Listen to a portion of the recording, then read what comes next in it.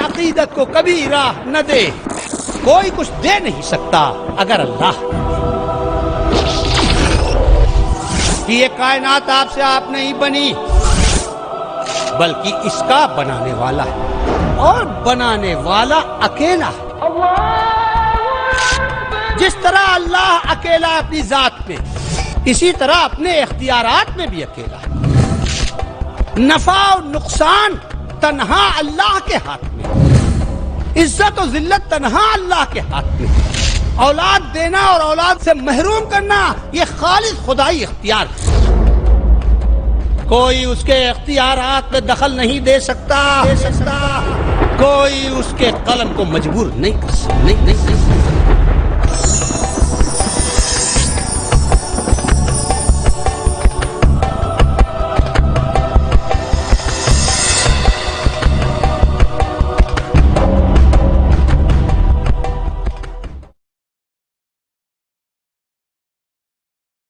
امام الانبیاء دعا کرتے تھے، اللہم لا مانع لما اعطیت ولا معطی لما منعت. اے اللہ، جو کچھ آپ دینا طے کر دیں اسے کوئی ہاتھ روک نہیں سکتا، اور جو چیز آپ روک لیں اسے کوئی ہاتھ دلوا نہیں سکتا. کوئی انسان کسی انسان کو کیا دیتا ہے؟ آدمی ایک بہانہ ہے، خدا دیتا ہے. خود رسول اللہ صلی اللہ علیہ وسلم سے اعلان کروایا گیا، قل اللہم مالک الملک تؤتی الملک من تشاء وتنزع الملک ممن تشاء وتعز من تشاء وتذل من تشاء بیدک الخیر انک علی کل شیء قدیر. اے نبی، آپ اعلان کیجئے کہ اللہ کے سامنے سب بے بس ہیں. اے نبی محترم، اے سید الرسل، اے امام الانبیاء، اپنی لاچارگی اور خدا کی چارہ سازی کا آپ اپنے منہ سے اعلان. قل اللہم مالک الملک، آپ کہیے کہ اے اللہ، تو ہی ہے راج پاٹ کا مالک، تو ہی ہے بادشاہی اختیارات رکھنے والا، اور کوئی نہیں.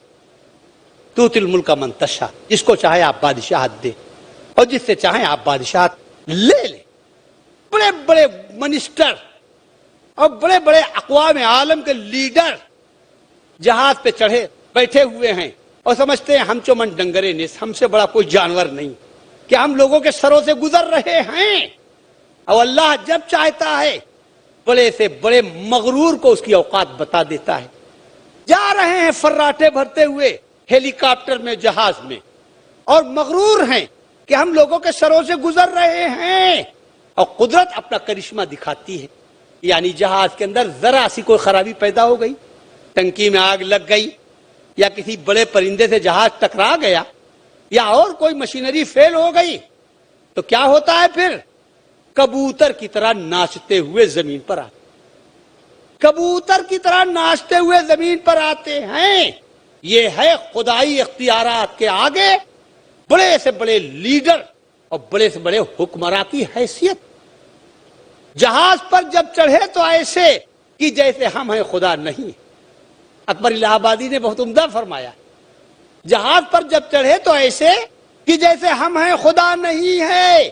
جہاز سے جب گرے تو ایسے کہ لاش کا بھی پتہ نہیں. تو سارے اختیارات اللہ کے ہاتھ. دوستو، دوسرے کا مال، دوسرے کی دولت، دوسرے کی طاقت کیا کام آئے گی؟ آدمی اتنا بے بس ہے. بڑے بڑے سیٹھ سن لیں، بڑے بڑے دولت مند سن لیں، دوسرے کی دولت، دوسرے کی طاقت کیا کام آئے گی؟ کسی کی دولت پہ رال نہ ٹپکاؤ، کسی کی طاقت پر بھروسہ نہ کرو.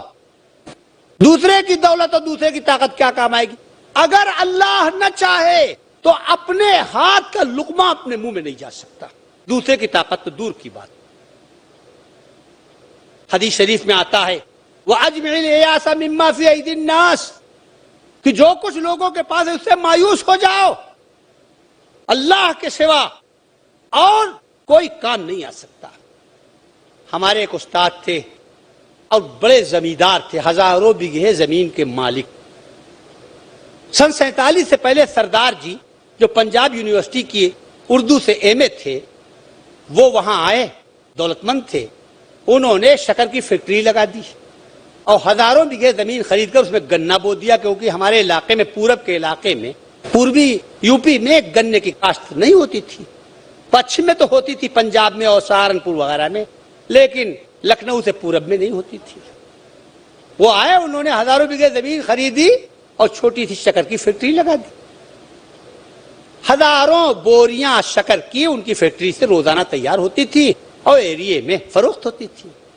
تو مولانا بڑے زمیندار تھے، اس لیے مولانا کے کھیتوں سے ٹرکوں گنا روزانہ آتا تھا. اور شاعر بھی تھے مولانا. اور پنجاب کے جو سردار جی تھے وہ تو بی اے سے، اردو سے، وہ بھی شاعر تھے. تو دونوں بیٹھ کر چائے پیتے تھے اور شعر شاعری کرتے تھے. قیس صحرا میں اکیلا ہے مجھے جانے دو، خوب گزرے گی جو مل بیٹھیں گے ہم دیوانے دو. ایک دفعہ مولانا کو کوئی کام پیش آ گیا تو 6-7 مہینے تک نہیں گئے. 6-7 مہینے کے بعد جب تشریف لے گئے تو حسب معمول سردار جی نے میز پہ چائے لگوائی، ایک طرف خود بیٹھے اور مولانا بیٹھے تاکہ شعر شاعری ہو. تو چائے بڑھاتے ہوئے شکر بڑھائی. سردار جی نے کہا مولانا صاحب شکر لیجئے، میرا تو شکر کا پرہیز ہے، میرا شکر کا پرہیز ہے. تو مولانا نے فرمایا ارے خیریت تو ہے، نصیب ہے دشمنا، آپ کو شکر سے کیوں پرہیز ہے؟ شکر سے پرہیز آپ کے دشمنوں کو. ارے کہنے لگے نہیں مولانا صاحب مجھے شوگر ہے، اور اتنی زیادہ شوگر ہے کہ ڈاکٹر نے کہہ دیا سردار جی اب شکر سے صبر کیجئے، اگر شکر کا دانہ آپ نے منہ میں ڈالا تو سمجھ لیجئے کہ آپ زہر منہ میں ڈال رہے ہیں. شکر کا دانہ منہ میں بعد میں ڈالیے گا، قبر پہلے کھود رکھیے گا. لہذا ہم مولانا شکر نہیں استعمال کر سکتے، آپ لیجئے شکر. تو مولانا نے فرمایا، مولانا کی شاعری جاگ اٹھی. مولانا نے فرمایا سردار صاحب آپ کے حال پر تو شفیق جونپوری کا شعر یاد آ گیا. جونپور کے ایک شاعر تھے شفیق جونپوری، کہا شفیق جونپوری کا شعر یاد آ گیا. اور شعر کیا ہے؟ حدیث پاک کا ترجمہ. حدیث میں فرمایا گیا کہ اے دوسروں کی دولت پر رال ٹپکانے والے اور اے دوسروں کی طاقت میں بھروسہ کرنے والوں، دوسروں کی دولت اور دوسروں کی طاقت اور ان کی جائیداد کیا کام آئے گی؟ آپ اتنے بے بس ہیں کہ اگر اللہ نہ چاہے تو آپ کے اپنے ہاتھ کا لقمہ آپ کے منہ میں نہیں جا سکتا. اسی کو شاعر نے کہہ دیا ہے. سردار جی نے کہا ارے مولانا شعر تو سنائیے. کہا شاعر نے کہا ہے اور غور فرمائیے، آپ بھی اس پہ ملاحظہ فرمائیں کہ انسان کتنا بے بس. کہا شاعر نے کہا ہے میں کدا اپنا ہے، میں اپنی ہے ساغر اپنا. ذرا اپنی بے بسی دیکھو اور خدا کے اختیارات دیکھو. میں کدا اپنا ہے، میں اپنی ہے ساغر اپنا. شراب خانہ اپنا ہے، شراب اپنی ہے، پیالہ اپنا ہے. اب بتائیے شراب سے کیا چیز روک رہی ہے؟ گنا اپنا، فیکٹری اپنی، شکر اپنی. میں کدا اپنا ہے، میں اپنی ہے ساغر اپنا، پھر نہ پینے کو ملے تو ہے مقدر. تو اگر اللہ نہ چاہے دل میں تو ذوف عقیدت کو کبھی راہ نہ دے، کوئی کچھ دے نہیں سکتا اگر اللہ نہ دے.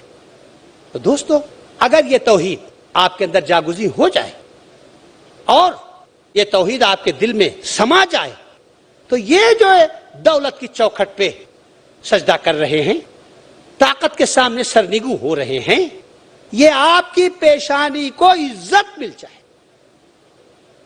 صرف اللہ کی بارگاہ میں سجدہ کرنے سے، ہزاروں دروازوں پر سجدہ کرنے سے آپ کو نجات مل جائے.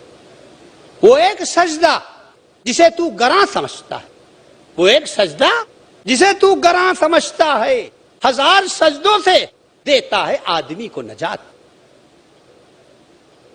حضرت امام داؤد ظاہری ایک امام گزرے ہیں، غالباً خلیفہ ہارون رشید کے زمانے میں یا اس کے بعد. عید الفطر کا دن ہے. ان کے شاگرد تھے قاضی القضات یعنی سپریم کورٹ کے جج ابو عبداللہ محاملی. عید کی نماز انہوں نے پڑھی عیدگاہ میں. پھر انہوں نے خیال آیا کہ آج میں بغداد میں ہوں اور عید کا دن ہے، آج سب سے پہلے مجھے اپنے استاد سے ملنا چاہیے. امام داؤد ظاہری قاضی ابو عبداللہ کے استاد تھے اور قاضی ابو عبداللہ سپریم کورٹ کے جج تھے. عیدگاہ سے سیدھے اپنے استاد کے گھر پر آئے تو استاد کا گھر بند تھا، یعنی دروازے اندر سے بند تھے. تو کہتے ہیں میں نے دروازے پہ دستک دی، پوچھا من بالباب، کون ہے دروازے؟ تو میں نے کہا اپنا نام بتایا کہ ابو عبداللہ محاملی. تو چونکہ میں حضرت کا منہ لگا تھا اور حضرت میرے اوپر بھروسہ کرتے تھے اور مجھ سے محبت کرتے تھے تو خادم سے فرمایا دروازہ کھول دو. غور کیجئے یہ ہیں توحید کے اثرات. دروازہ کھول دیا گیا تو میں نے دیکھا کہ حضرت ننگی چٹائی پہ بیٹھے ہوئے, کھری چٹائی پہ بیٹھے, اس پہ چادر بھی نہیں, ننگی چٹائی پہ بیٹھے ہوئے اور سامنے حضرت کے 2 پیالے رکھے ہوئے ہیں. ایک پیالے میں جو کا چوکر ہے اور دوسرے پیالے میں پودینے کا ابلا ہوا پانی. پودینے کا ابلا ہوا پانی. تو ایک گھونٹ پانی پی لیتے ہیں اور ایک چمچہ چوکر کا نکال کے حضرت کھا لیتے ہیں, ابلا ہوا چوکر. ارے میں نے کہا یا اللہ, پوری دنیا میں سب سے زیادہ مالدار مسلمان ہیں اور بغداد میں تو خون برستا تھا اس زمانے میں. یورپ اور امریکہ کوئی کسی کا پتہ نہیں تھا. بغداد کے آگے عروس البلاد تھا بغداد. سونا اور چاندی برستا تھا بغداد میں. پوری دنیا کا خراج اور لگان بغداد میں آتا تھا.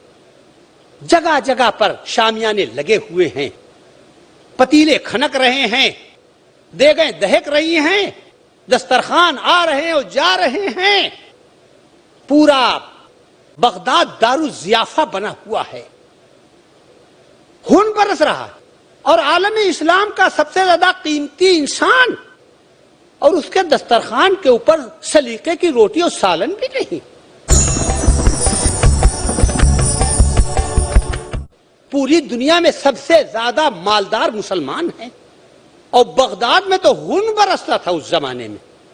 یورپ اور امریکہ کوئی کسی کا پتہ نہیں تھا. بغداد کے آگے عروس البلاد تھا بغداد.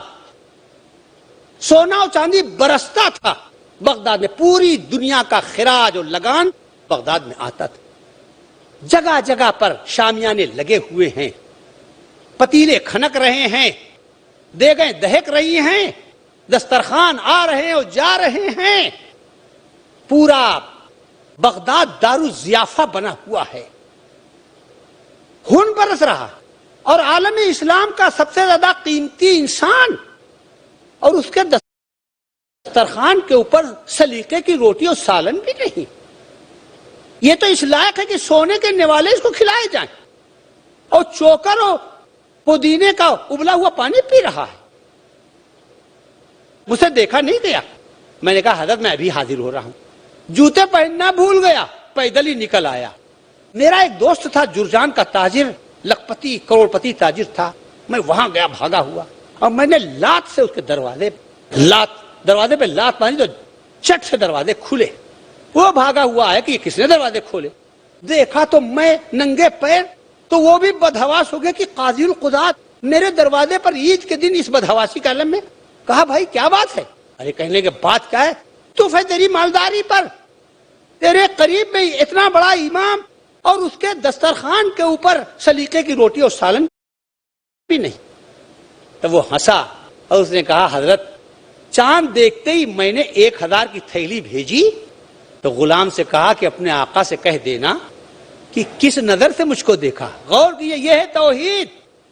اپنے آقا سے کہہ دینا کہ کس نظر سے مجھ کو دیکھا.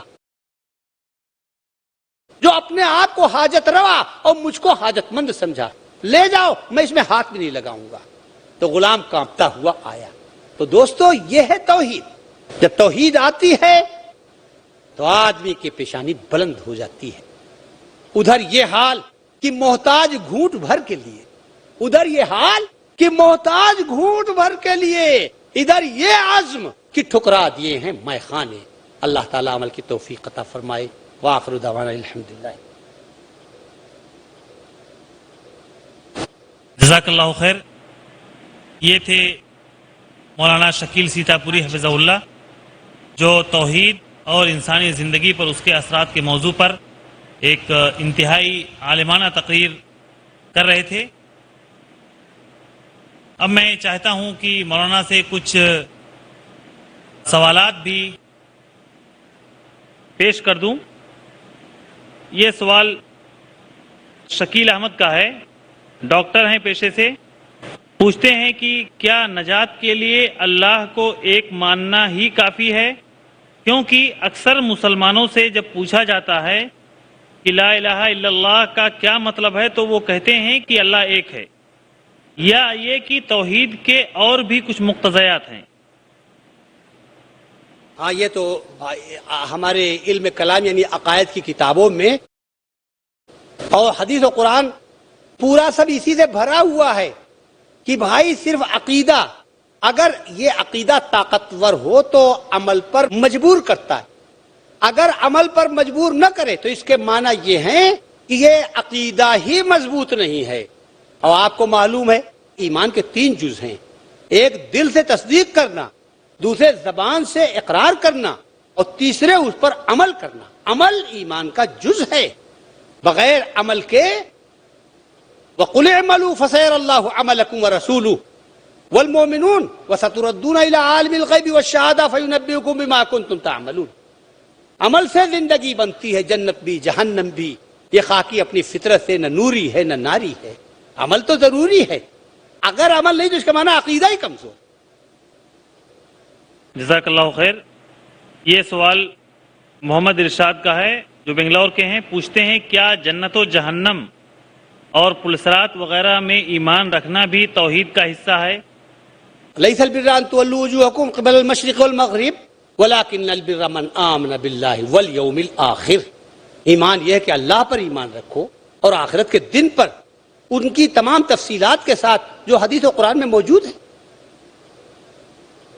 یہ سوال امین الدین کا ہے جو کہ طالب ہیں بی کام کے، پوچھتے ہیں مولانا آپ نے اللہ تعالیٰ کے وجود کو ثابت کرنے میں زیادہ تر وقت لگا دیا، براہ کرم اس سیشن میں توحید کے اثرات پر ذرا مزید روشنی ڈال دیجیے۔ یہ بات صحیح ہے، اصل میں عقیدہ جب مضبوط ہوتا ہے تو پھر اور باتیں، جب پہلی اینٹ صحیح ہوتی ہے تو پھر پوری عمارت سیدھی ہو جاتی ہے۔ اور چونکہ ہم کو موضوع یہی دیا گیا تھا، اور اگر کبھی آپ کی دعا سے کوئی موقع ملا ہم کو کہ عمل کے پہلو پر، تو انشاءاللہ ہم اس پہ بھی روشنی ڈالیں گے۔ اور اس کے اثرات ہی تو میں نے بتائے، جو میں نے حضرت امام داؤد ظاہری کی مثال دی وہ بھی اس کی ایک مثال تھی، اور جتنے جلیل القدر ائمہ و مجاہدین گزرے ہیں ان سب کے جہاد میں اور ان سب کے کارناموں کے اندر توحید ہی چھپی ہوئی تھی۔ بے ایمان ملحد آدمی دنیا میں کوئی انقلاب نہیں برپا کر سکتا۔ یہ سوال فیض الرحمان کا ہے جو کہ ٹیچر ہیں، پوچھتے ہیں کہ اللہ کی وحدانیت ایک ایسی حقیقت ہے جس کی گواہی کائنات کا ذرہ ذرہ دیتا ہے، پھر انسان ہی کیوں اس حقیقت سے لا علم ہے اور اس نے مختلف خدا بنا لیے ہیں؟ اصل میں اللہ تعالیٰ نے انسان کو جو اختیار دیا ہے، وَهَدَيْنَاهُ النَّجْدَيْنِ، کہ ہم نے اس کو 2 راستوں کی ہدایت دے دی کہ چاہے اس راستے پہ چلو چاہے اس راستے پہ۔ وہ خدا کے دیے ہوئے اختیار کو غلط استعمال کر رہا ہے، اور یہی تو ہے تبارک الذی بیدہ الملک الذی خلق الموت والحیات لیبلوکم ایکم احسن عملا۔ اللہ نے جو زندگی پیدا کی ہے اس کا مقصد یہی ہے تاکہ یہ آزمائے کہ اللہ تعالیٰ کے اختیارات کو کون صحیح استعمال کر رہا ہے اور کون غلط استعمال کر رہا ہے۔ یہ اختیار کی آزمائش ہے، اور جو آدمی غلط جاتا ہے وہ اپنے غلط اختیار کو استعمال کر رہا ہے خواہش کی وجہ، اور خواہش اصل اس کی وجہ ہے۔ اگر خواہش پر آدمی عمل نہ کرے، نفس کی طرف دھیان نہ دے، اسی لیے بعض بزرگوں نے کہا ہے کہ دع نفسک وتعال، کہ اپنے نفس کو چھوڑ دو اور ہمارے پاس آ جاؤ۔ بندے و خدا کے درمیان ایک ہی زینہ ہے، اور وہ زینہ کیا ہے؟ ایک ہی رکاوٹ ہے، اور وہ رکاوٹ کیا ہے؟ نفس۔ نفس چھوڑ دے، دع نفسک وتعال، اپنا نفس چھوڑو اور آ جاؤ۔ تو آپ کو اس کی مثال بتائیں کہ اللہ تعالیٰ نے انسان کو اختیار دے رکھا ہے، جیسا کہ کسی شاعر نے کہا ہے کہ رخ روشن کے آگے شمع رکھ کر وہ یہ کہتے کہ محبوب نے اپنے سامنے شمع رکھ دی ہے اور اس کے بعد امتحان لینے بیٹھ گیا ہے محبوب۔ رخ روشن کے آگے شمع رکھ کر وہ یہ کہتے ہیں ادھر جاتا ہے دیکھیں یا ادھر آتا ہے پروانہ۔ تو اللہ تعالیٰ نے نفس رکھا ہے ایک طرف، اور ایک طرف اپنے فرامین اور عقل رکھی ہے، اور یہ بندے کا امتحان ہے کہ نفس کی طرف جاتا ہے یا عقل اور اللہ کے فرمان کی طرف۔ تو یہ انسانوں کو جو خدا نے اختیار دیا ہے اور وہی بنیاد ہی ہے، اس اختیار کا غلط استعمال ہے نفسانیت کی وجہ سے. مختصر یہ کہ نفس پرستی کی وجہ سے انسان یہ اختیارات غلط استعمال کرتا ہے. یہ سوال محمد جمیل کا ہے. پوچھتے ہیں کہ مولانا، انسان اپنے اندر وہ توکل کیسے پیدا کرے جس کے ذریعہ وہ دنیا کی تمام چیزوں سے بے نیازی محسوس کرے اور ہر ضرورت و حاجت میں پوری دنیا سے کٹ کر صرف اللہ کے سامنے دست سوال دراز کرے.